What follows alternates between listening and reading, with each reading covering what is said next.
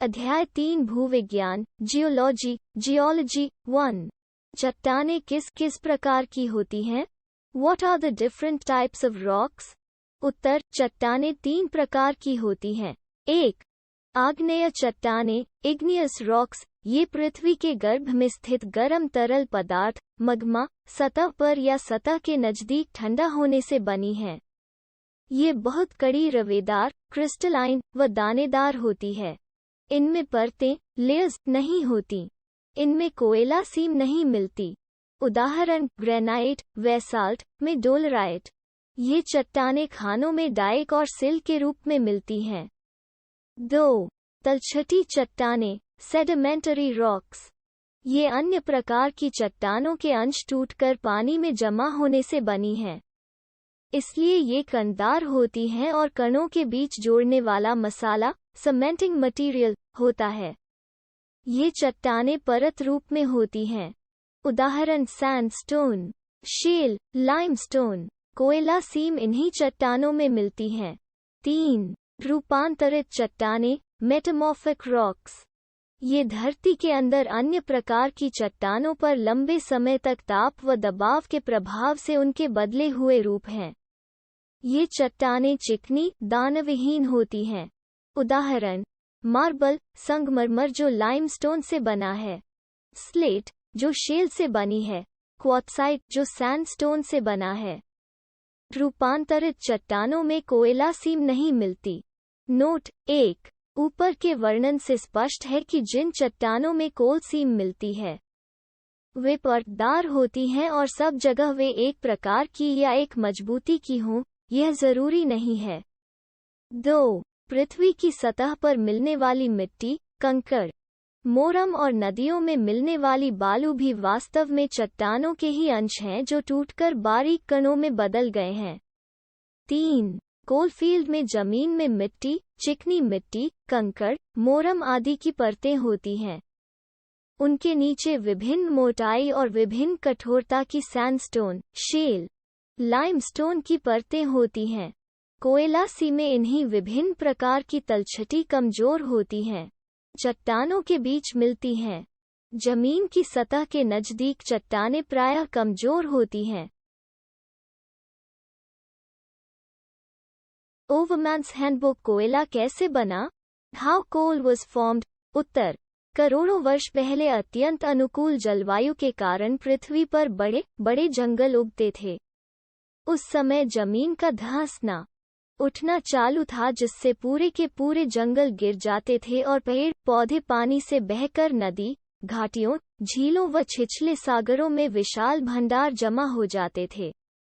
उनके ऊपर जमा हुए मिट्टी पत्थरों के दबाव से जमीन के ताप से और सूक्ष्म जीवाणुओं की क्रिया से पेड़ पौधों का जमा मलबा करोड़ों वर्षों में क्रमश पीट लिग्नाइट बिटुमिनस कोयले और एंथ्रेसाइट कोयले में बदल गया। मिट्टी पत्थर कड़े होकर चट्टानों में बदल गए। कुछ जगहों में ऐसे क्रम कई बार होने के कारण एक के ऊपर एक कोयले की कई सीम बन गईं। 3. भारत में किस प्रकार का कोयला मिलता है? What type of coal is found in India? उत्तर पीट लिग्नाइट बिटुमिनस कोयला और एंथ्रेसाइट सभी कोयले के रूप हैं। भारत का 99% कोयला बिटुमिनस कोयला है। शेष 1% लिग्नाइट है जो तमिलनाडु राजस्थान गुजरात और कश्मीर में सीमित मात्रा में मिलता है। निशनल 4. कोयला खानों में कौन सी मुख्य भूतात्विक बाधाएं मिलती हैं? What are the main geological disturbances found in coal mines? We God उत्तर कोयला खानों में निम्नलिखित प्रकार की भूतात्विक बाधाएं मिलती हैं। 1. डाइक 2. सिल 3. फॉल्ट 4.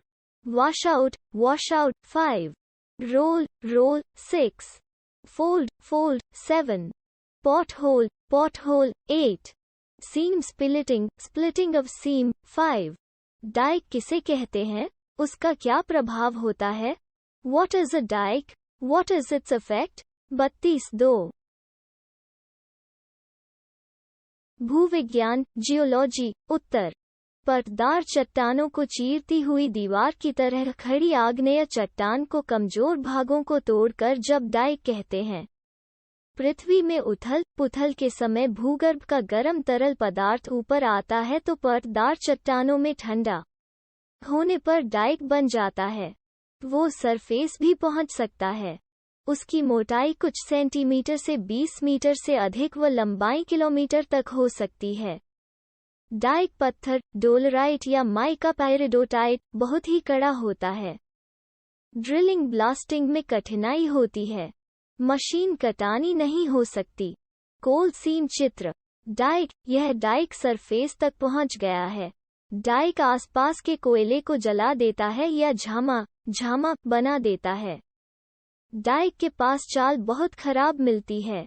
पानी और गैस भी मिल सकते हैं। डाइक से फेस प्रोग्रेस अचानक रुक जाती है। 6. सिल किसे कहते हैं? उससे क्या हानि होती है? What is a sill? What harm does it cause? जमीन सिल काल साम उत्तर। परतदार चट्टानों में परतों के समानांतर चादर की तरह फैली आग्नेय चट्टान को सिल कहते हैं। वो कुछ सेंटीमीटर से कई मीटर मोटी और कड़े पत्थर डोलराइट या माइका पायरिडोटाइट की बनी होती है। वो कहीं न कहीं डाइक से जुड़ी होती है जिससे होकर उसका गर्म माल पृथ्वी के गर्भ से आकर फैला होगा। डाइक चित्र। सिल, इस सिल से जुड़ा डाइक सरफेस तक नहीं पहुंचा है। कोष्टक। हानि। 1. सिल कोयला सीम की कुछ या पूरी मोटाई जला देती है या उसे झामा बना देती है। प्रभाव इस पर निर्भर करता है कि वो सीम के कितने पास और कितनी मोटी है। 2. सिल सीम की रूफ में हो तो डीपिलरिंग करते समय चाल जल्दी नहीं गिरती। लंबी चौड़ी टंगी हुई चाल जब अचानक गिरती है तो एयर ब्लास्ट हो सकता है। ओवरमैन्स हैंडबुक 3. फॉल्ट और डाइक की तरह सिल के निकट भी पानी या गैस कम बेस मात्रा में मिलते हैं। 7. फॉल्ट किसे कहते हैं? फॉल्ट प्लेन और फॉल्ट थ्रो क्या होता है? What is a fault? What is meant by fault plane and fault throw? उत्तर, पृथ्वी की अंदरूनी हलचल से जब कोयले की सीम या पत्थर के स्तर टूटकर टूटा हुआ भाग ऊपर या नीचे घसक जाता है या दूर हट जाता है तो उसे फॉल्ट कहते हैं। जहां ब्रेक आती है उसे फॉल्ट प्लेन कहते हैं। कभी कभी सामान्य बोलचाल में फॉल्ट प्लेन को ही फॉल्ट कहते हैं। फॉल्ट प्लेन कोयला सीम टूटा स्तर जितने मीटर ऊपर या नीचे चला जाता है उसे उस फॉल्ट का थ्रो कहते हैं। किसी सीम में फॉल्ट का थ्रो 10 मीटर है का अर्थ है कि फॉल्ट प्लेन के दोनों ओर के भाग जो पहले एक लेवल में थे अब एक दूसरे से 10 मीटर ऊपर नीचे हैं। फॉल्ट का IPOFTERF चित्र। Fault art. फॉल्ट किस प्रकार के होते हैं? What are the different types of faults? Uttar, fault 3 प्रकार के होते हैं। साधारण fault, reverse fault, transcurrent fault. 1. साधारण फॉल्ट, नॉर्मल फॉल्ट। जब कोयला सीम टूटकर एक भाग साधारण रूप से ऊपर या नीचे चला गया है तब उसे साधारण फॉल्ट कहते हैं। कोलफील्ड में प्रायः ऐसे ही फॉल्ट मिलते हैं। 2. Reverse fault. फॉल्ट से टूटी सीम के एक तरफ का भाग दूसरे के नीचे या ऊपर चला गया हो, ओवरलैप हो गया हो, तो उसे रिवर्स फॉल्ट कहते हैं। साधारण फॉल्ट, रिवर्स फॉल्ट, ट्रांसफरेंट फॉल्ट। चित्र। फॉल्ट की किस्में कोयला सीम। भूविज्ञान जियोलॉजी 3. Transcurrent fault. फॉल्ट के दोनों तरफ के भाग ऊपर या नीचे नहीं बल्कि उसी लेवल पर एक दूसरे से दूर हट गए हैं तो उसे ट्रांसकरेंट फॉल्ट कहते हैं। रिवर्स फॉल्ट और ट्रांसकरेंट फॉल्ट वहां मिलते हैं जहां कोयला सीम व स्तर फोल्डेड हैं जैसे आसाम में। 9. भूमिगत खान में फॉल्ट के नजदीक क्या चिन्ह मिलते हैं? What are the indications of a fault? Uttar, fault मिलने के चिन्ह।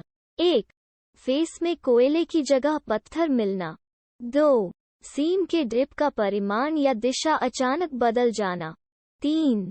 चाल और तल्ली क्रमशः ऊपर उठना या नीचे झुकना.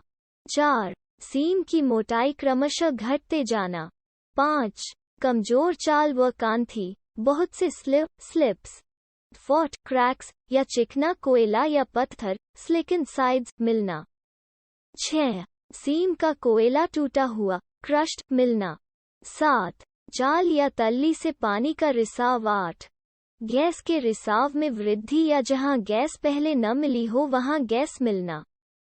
नोट: कोलफील्ड की प्रॉस्पेक्टिंग में केवल 5 मीटर से अधिक थ्रो वाले फॉल्ट का पता चलता है.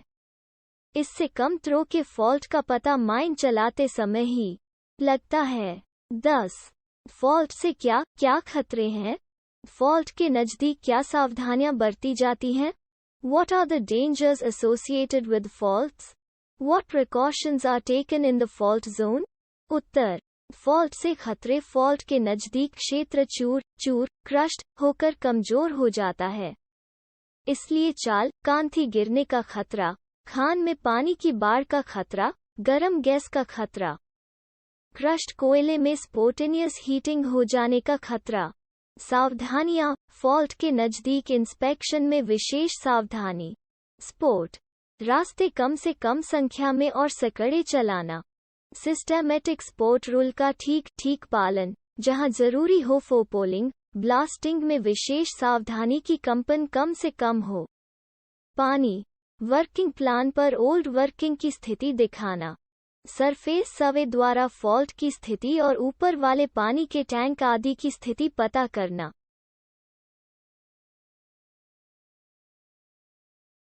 ओवरमैन्स हैंडबुक: फॉल्ट के दोनों ओर 50 मीटर का बैरियर छोड़ना, पंपिंग का अच्छा प्रबंध, आपात स्थिति में कर्मचारियों को खान से बाहर निकालने की स्कीम, गैस हवा का अच्छा प्रबंध.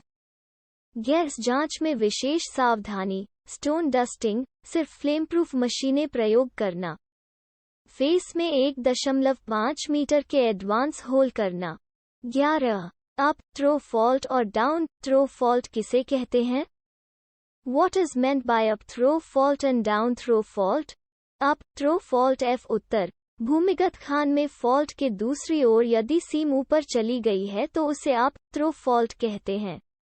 यदि सीम नीचे चली गई है तो fault down throw fault BF को डाउन थ्रो फॉल्ट कहते हैं. चित्र: नोट: चित्र देखिए. यदि सूंद तरफ से चल रही है तो फॉल्ट डाउन थ्रो कहा जाएगा. यदि सूंद बी तरफ से चल रही है तो उसी फॉल्ट को अप थ्रो कहा जाएगा. 12. Step fault, trough fault. Ridge fault में क्या अंतर है? What is the difference between step fault, trough fault and ridge fault? उत्तर: किसी जगह कई फॉल्ट एक के बाद एक सीढ़ीनुमा मिलते हैं तो उन्हें स्टेप फॉल्ट, स्टेप फॉल्ट या सीढ़ीनुमा फॉल्ट कहते हैं. यदि एक डाउन थ्रो फॉल्ट के बाद उसी सीम में एक अप थ्रो फॉल्ट मिले तो एक ट्रफ सा बन जाता है. फॉल्ट के ऐसे समूह को ट्रफ फॉल्ट कहते हैं. एक अप थ्रो फॉल्ट के बाद एक डाउन थ्रो फॉल्ट मिले तो फॉल्ट के ऐसे समूह को रिज फॉल्ट कहते हैं. FFFE कोष्टक: स्टेप फॉल्ट या सीढ़ीनुमा fault, B trough fault, C ridge fault. चित्र: 13. वॉशआउट क्या होता है? What is a washout? उत्तर: कोयले की सीम की मोटाई का लगभग पूरा भाग कट गया है, वॉश आउट हो गया है या धुल गया है, और बने गड्ढे में रूफ पत्थर की चट्टानों का भूविज्ञान, जियोलॉजी. वॉशआउट कोयला सीम. चित्र: वॉशआउट जमाव हो गया है तो उसे वॉशआउट कहते हैं. पेड़ पौधों के जमा मलबे का कटाव उसके ऊपर रेत पत्थर जमा होने से पहले हुआ होगा. भूमिगत खान चलाते समय वॉशआउट में ढीले पत्थर और बालू मिलते हैं जिसके कारण सूंद में हैवी स्पोर्ट करना पड़ता है. 14. रोल किसे कहते हैं? What is a roll? उत्तर: कोयले सीम में कहीं कहीं थोड़ी दूर तक चाल गोलाई के साथ नीचे झुकी हुई मिलती है या उसकी तल्ली गोलाई के साथ ऊपर उठी हुई मिलती है. उसे क्रमशः रूफ रोल या फ्लोर रोल कहते हैं. रोल कायला साम. चित्र: रोल 15. फोल्ड क्या होता है? What is a fold? उत्तर, कोल सीम और चट्टानें जब बनी थीं तो लेवल थीं, परंतु बाद में पृथ्वी की अंदरूनी हलचल के कारण वे कहीं झुक गई हैं, कहीं उठ गई हैं। इस प्रकार कई जगह उनमें भांज या फोल्ड आ गया है। कोल फोल्ड में फोल्ड कम ही एंटीक्लाइन सिंक्लाइन चित्र, फोल्ड या भांज।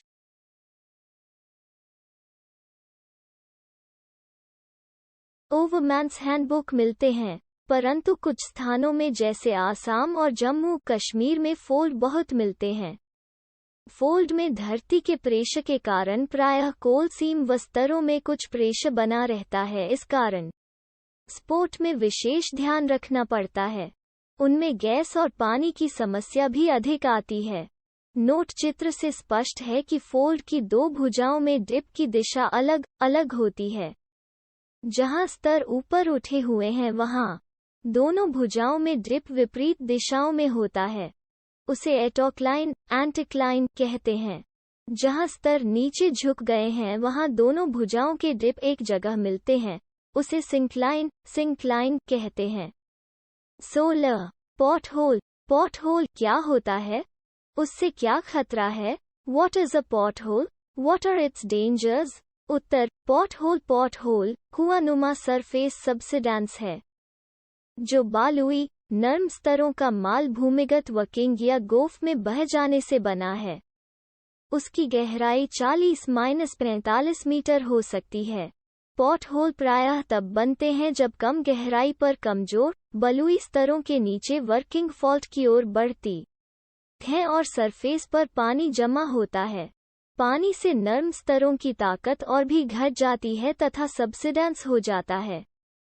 पॉटहोल किसी नदी नाले के HFL एरिया में हो जाए या वर्षा से भरे पानी वाले एरिया में हो जाए तो खान में जल प्लावन हो सकता है।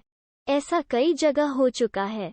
माजरी, वड़ाधेमो, कोरबा, सुराकाचार, लच्छीपुर, खास कजोरा, सरपी कजोरा, बलारपुर आदि खानों में पॉटहोल बने हैं। कोल सीम के ऊपर कड़ी चट्टानें 7.5 मीटर से कम मोटी हों तो DGMS उसमें वर्किंग की अनुमति नहीं देते। सब्सिडेंस एरिया में मिट्टी से ब्लैंकेटिंग करके समय समय पर उसे कंसोलिडेट करते रहते हैं और सब्सिडेंस एरिया में पानी नहीं भरने देते। कम गहराई की वर्किंग में पिलर बड़े व गैलरी की चौड़ाई कम रखते हैं। वर्किंग में हैवी स्पोर्ट करते हैं। नदी नाला जोड़ डाइवर्ट करते हैं। 17 सीम स्प्लिटिंग का क्या अर्थ है? What is meant by seam splitting? उत्तर, कहीं एक मोटी सीम में शेल या सैंडस्टोन के बैंड या पार्टिंग मोटे होकर सीम को कई भागों में बांट देते हैं। पार्टिंग अधिक हो तो ये अलग अलग भाग कोयले की अलग अलग सीम मालूम होंगे। इसे सीम का स्प्लिटिंग विभक्त होना कहते हैं। ऐसा कोयला बनते समय अलग अलग भागों का भिन्न डिफरेंशियल भूविज्ञान जियोलॉजी धंसान होने के कारण हुआ है।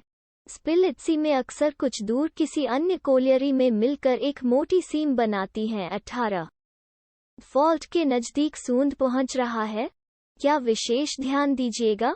Special attention, a gallery is approaching a fault.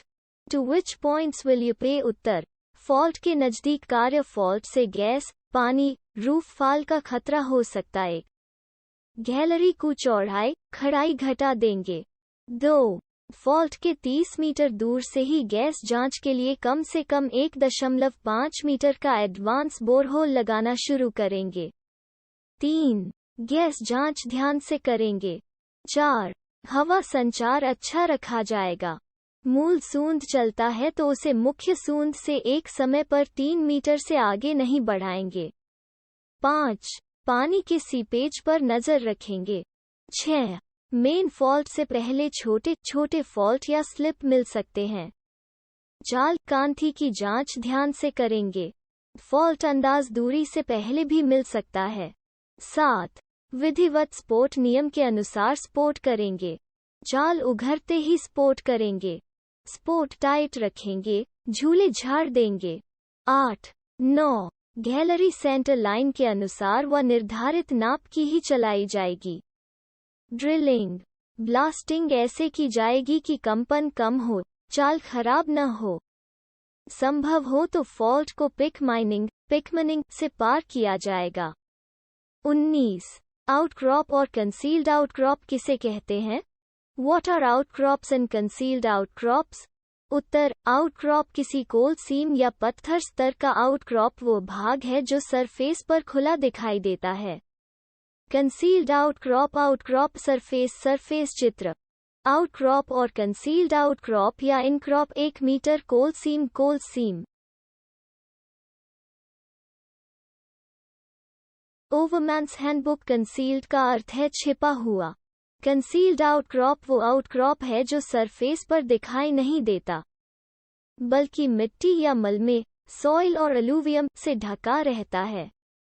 Concealed outcrop को इनक्रॉप भी कहते हैं। 20. डिप, आभासी एप्रेंट डिप और स्ट्राइक किसे कहते हैं? What is deep? Apparent deep and strike? उत्तर, डिप, आभासी डिप व स्ट्राइक किसी कोयला सीम या पत्थर स्तर के क्षितिज हॉरिजॉन्टल से ढाल इंक्लाइनेशन को उस सीम या स्तर का डिप कहते हैं।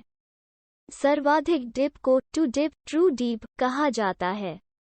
उसे डिग्री में लिखा जाता है, जैसे 40 डिग्री या 50 डिग्री अथवा 4 में 1 या 5 में 1 लिखा जाता है।